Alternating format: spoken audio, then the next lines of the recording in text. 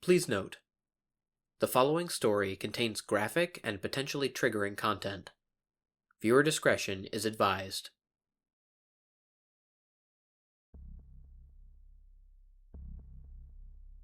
Originally made by the British, Skittles were introduced to North America in the late 1970s. The candy we all know and love today is not what it seems to be, however, for it was once used as something far more unimaginable. 6 men from America were serving as spies and infiltrated the British top-secret archives, but unfortunately were caught. Given permission by the law, British scientists were allowed to experiment with these prisoners using a new form of torture: starvation.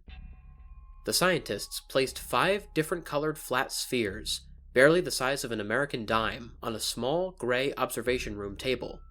The scientists first took the leader from the group of spies and gave him an option of red, orange, yellow, green, and purple colored spheres, telling him only one of the food pieces would not kill him. The American spy ate the yellow piece. After a short moment, he said he felt fine and wished to go back to his cell. The scientist disagreed and told him to wait a little longer. With no choice, the spy remained there in the small, gray room doing what he was told to do. Soon, the spy told the scientist that he felt lightheaded, slightly dizzy, and nauseous. The scientist gave a menacing grin and wrote down what he said. The spy, holding his head, trying to stand up, said, I can't think well." The scientist's grin grew larger as he continued to jot down what he was saying. "Good." The spy fell to his knees and started to scream violently. What did you do to me?" he pleaded. "You chose wrong. Simple as that." The scientist closed his notebook and left the spy in the room. Wait, where are you going?" the spy struggled to say as he held his head. "Please, let me see my team again, please." He began to weakly claw at the door, but it was no use. It was made of reinforced steel and was locked from the outside. The spy's vision began to blur and get foggy. Soon, he wasn't able to see or even speak a simple sentence. The unfortunate spy died from his brain dissolving in the inside. A thick, black liquid soon began to seep out of his nose, mouth, eyes, and ears. The scientist had people clean the room of the corpse and the liquid. He replaced the yellow edible piece of food and then let in the second spy.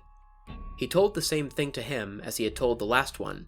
Only one of the food pieces would let him live and save him from starvation, while the others would kill him. The spy hesitated, but his hunger took over, and he chose the red piece. He felt fine at first, but after he took a deep breath, he held his heart in pain and fell to the floor. He tried to speak, but nothing came out. The scientist smiled with pleasure and jotted down what he observed of the spy. "Do you know what is happening?" The spy vigorously shook his head and tried getting up, failing as the pain became too great for his body to handle. The scientist laughed darkly and answered, "You are suffering from a heart attack. You chose wrong." He slammed his notebook shut and left the spy to suffer. After the scientist recorded his data, he got people to clean up the little mess the spy had made and sent in the third one. He informed him of the same situation. If he was to choose right, he would live and get a piece of food. If not, he would die. "Please, just let me go. I have a family," the male spy pleaded. The scientist shook his head. "You were always the most difficult." He pressed a button to a remote and caused the collar around the spy's neck to shock him. "Now eat." The spy licked his dry lips and ate the green piece. After a few seconds of letting the food piece digest, he began to gag and seal his mouth shut. He struggled to stand up, but got onto his knees and let the burning liquid rocket out of his system.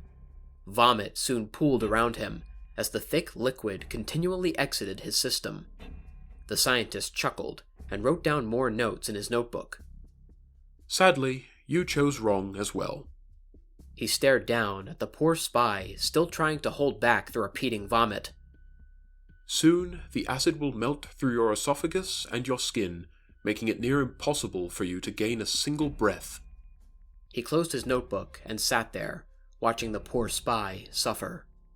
The American was crying acid tears that melted scars into his face as the stomach acid melted through his throat and poured out of 2 exits now.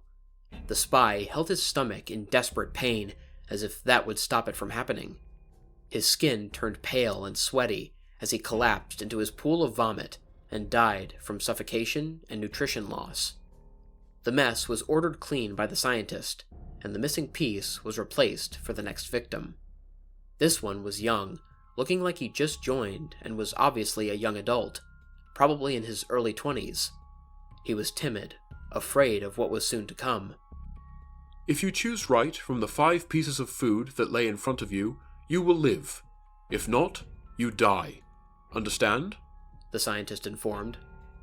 The young American hesitantly nodded and took the orange-colored piece.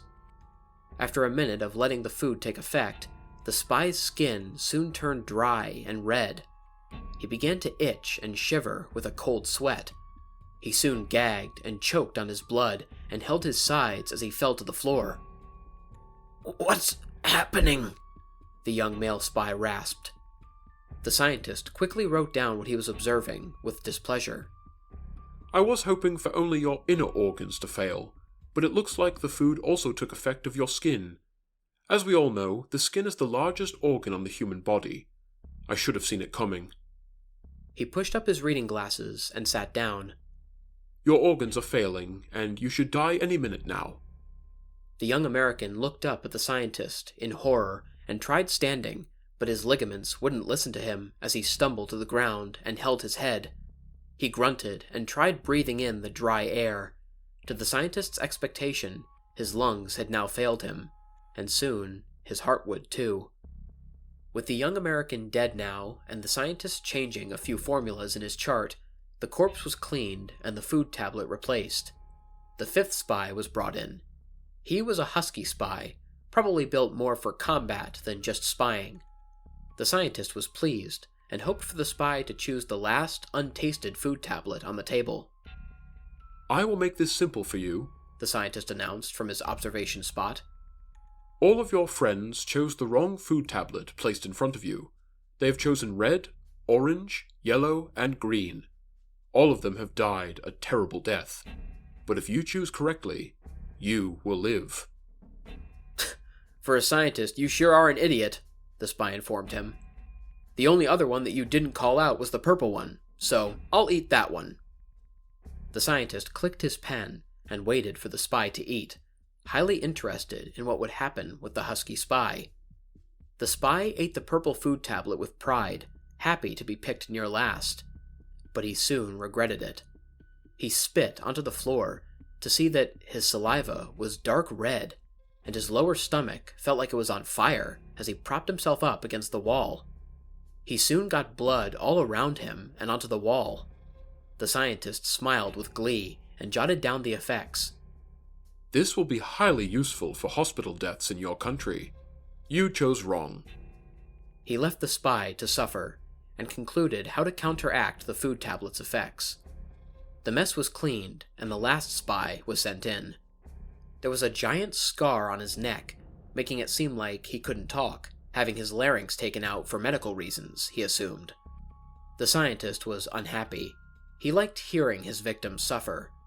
But I guess watching someone mute, die, and struggle to say something can be just as amusing. Your friends, the scientist told him, have all chosen wrong. If you eat any of the food tablets, you will die. But if you figure out how to counteract the food tablets, you will live and not die from starvation. Understood? The scientist pointed to the mute spy with his pen. He merely nodded and observed the 5 food tablets set in front of him.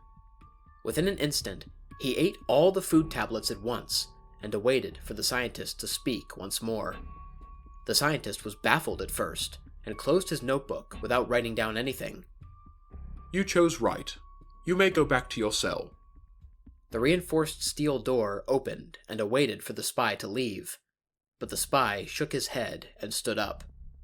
The scientist arched an eyebrow and observed closely, with his notebook open and pen ready.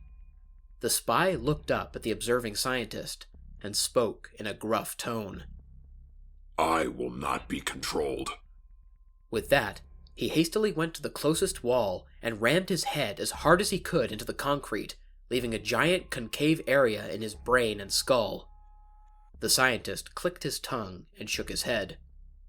What a shame. Here I thought you couldn't speak. I had other things to experiment on you. He left the observation room and went back to his studies. Years later, the British decided to let this new form of torture poison America.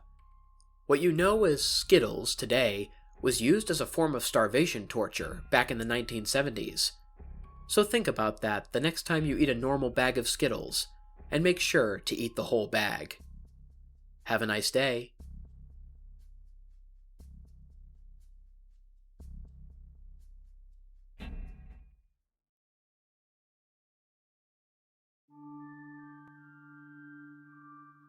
What's up, everybody?